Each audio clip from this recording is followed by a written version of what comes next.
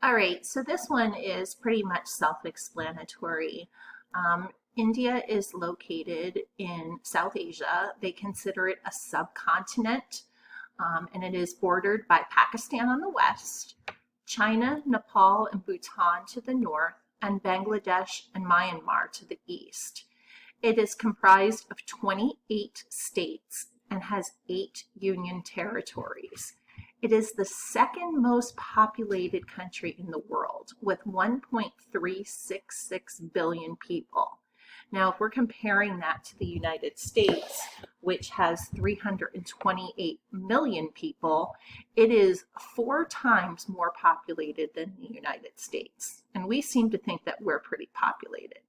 The other interesting thing is that it is the 7th largest country in land area, which is with 1.269 million square miles. But now we're going to take that same statistic and compare it to the United States. The United States has 3.797 million square miles.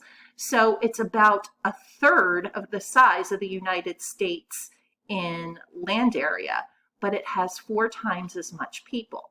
So now we know why when we see those movies about how crowded India is, it kind of puts some perspective into it for us. It is the most populous democracy in the world, and it has the second highest amount of genetic diversity.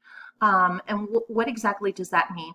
It means it's a melting pot, much like the United States. A lot of people come from different countries and come into India. So it's a very diverse immigrant population.